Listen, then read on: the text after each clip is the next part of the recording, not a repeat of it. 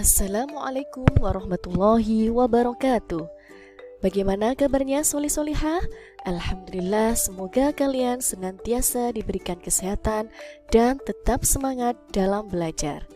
Hari ini kita akan belajar materi pelestarian hewan dan tumbuhan. Sebelum kita belajar, kita baca dulu basmalah dan sholawat Nabi bersama. Abata.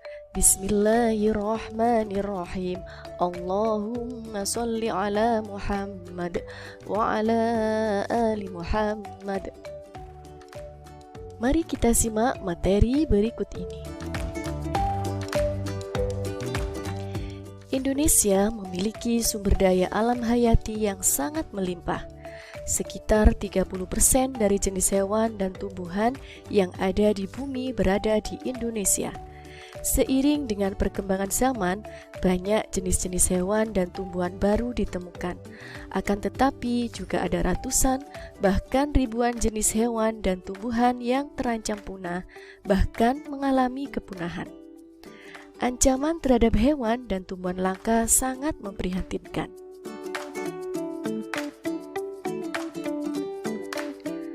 Ada dua faktor yang menyebabkan makhluk hidup terancam punah. Yang pertama, ada faktor alam. Contoh dari faktor alam yang pertama yaitu sulit beradaptasi dengan lingkungan. Yang kedua, memiliki tingkat perkembangbiakan lambat. Yang ketiga, terjadinya bencana alam. Faktor penyebab kepunahan yang kedua yaitu faktor manusia. Contoh dari faktor manusia ini antara lain 1. Penebangan dan pembakaran hutan.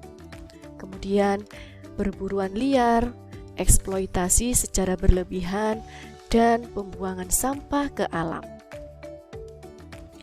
Berikut beberapa contoh hewan dan tumbuhan yang tergolong langka. Hewan langka. Hewan langka adalah berbagai jenis hewan yang keberadaannya sulit ditemui di alam bebas. Jumlahnya terbatas dan hanya hidup di suatu daerah tertentu. Hewan dapat dikatakan langka disebabkan oleh dua faktor, yaitu faktor alam dan faktor manusia. Berikut contoh hewan yang tergolong langka dan terancam punah. Burung cendrawasih. Burung cendrawasih hanya ditemukan di Papua. Bulu burung cendrawasih sangat indah sehingga dijuluki burung surga. Oleh karena itu, burung cendrawasih banyak diburu dan menjadi langka. Badak bercula satu. Sesuai dengan namanya, badak ini memiliki satu cula di hidungnya. Badak bercula satu hidup di ujung Kulon, Banten. Populasi badak bercula satu semakin menurun karena banyaknya perburuan liar. Biasanya, para pemburu mengambil cula badak untuk dijadikan bahan obat. Orang utan. Orang utan adalah spesies yang terancam punah karena jumlahnya di alam bebas semakin berkurang. Berkurangnya jumlah orang utan disebabkan perburuan liar dan kerusakan habitat akibat pembukaan lahan hutan untuk pemukiman dan perkebunan. Komodo. Komodo adalah kadal terbesar di dunia, sehingga sering disebut kadal raksasa. Komodo hidup di Pulau Komodo, Nusa Tenggara Timur. Menurunnya populasi komodo disebabkan oleh perburuan liar, perubahan lingkungan, dan berkurangnya sumber makanan. Keberadaan populasi komodo terancam punah. Harimau Sumatera. Harimau Sumatera merupakan jenis terakhir yang masih hidup di Indonesia. Harimau Sumatera diburu dan dimanfaatkan bagian tubuhnya. Harimau Sumatera terus diburu karena meningkatnya permintaan bagian tubuhnya. Harimau Sumatera dimanfaatkan sebagian besar kulitnya untuk berbagai keperluan seperti tas, sepatu, dan bahan pakaian. Harimau Sumatera akan punah jika terus diburu.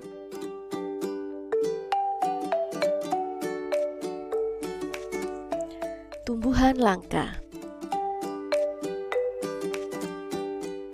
Seperti halnya hewan, tumbuhan juga dapat menjadi langka dan mendekati kepunahan apabila jumlahnya di alam bebas sangat sedikit.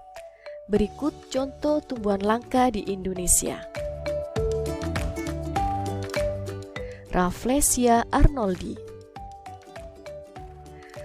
Rafflesia arnoldi terdapat di hutan-hutan Sumatera dan sebagian hutan Kalimantan. Bunga ini hidup parasit di tumbuhan menjalar.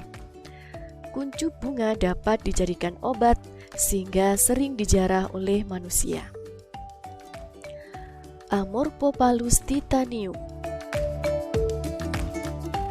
Amorphopalus titanium merupakan tumbuhan dengan bunga terbesar di dunia.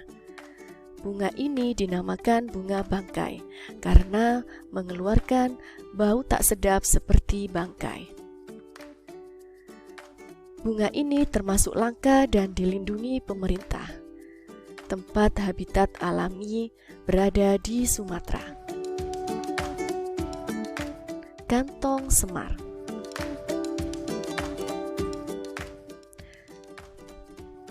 Tumbuhan kantong semar jarang ditemukan.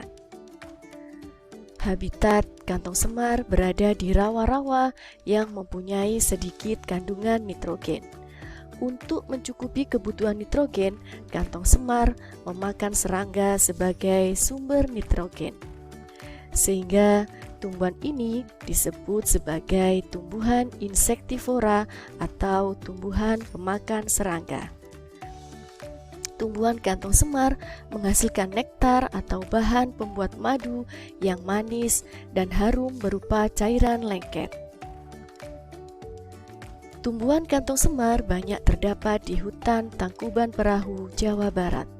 Manusia sering mengambil kantong semar dari hutan untuk diperjualbelikan. Cendana. Cendana banyak ditemukan di Nusa Tenggara Timur. Tumbuhan ini dimanfaatkan sebagai rempah-rempah dan pengharum.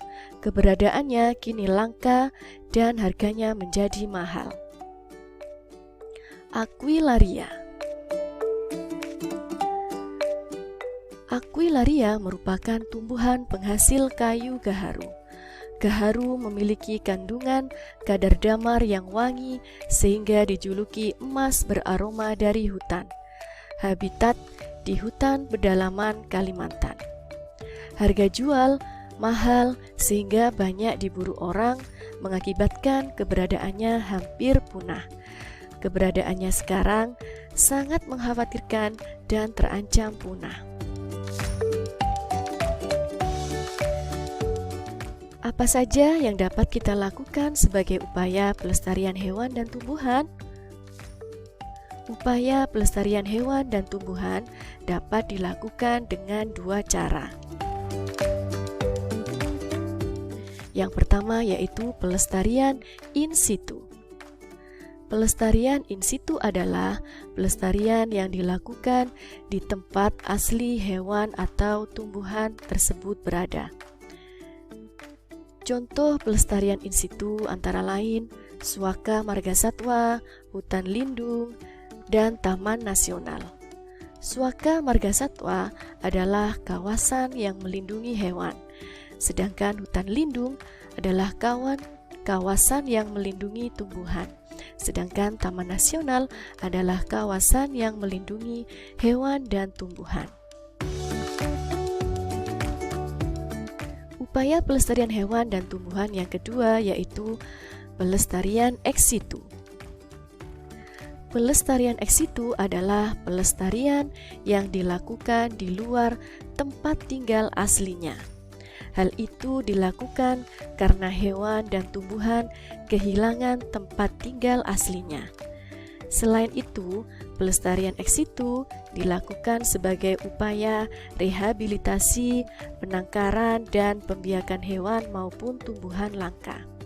Contoh pelestarian ex situ antara lain kebun botani, taman safari, kebun binatang, dan penangkaran. Nah, demikianlah materi kita hari ini tentang pelestarian hewan dan tumbuhan. Semoga bermanfaat. Terima kasih. Sampai jumpa di pembelajaran berikutnya. Assalamualaikum warahmatullahi wabarakatuh.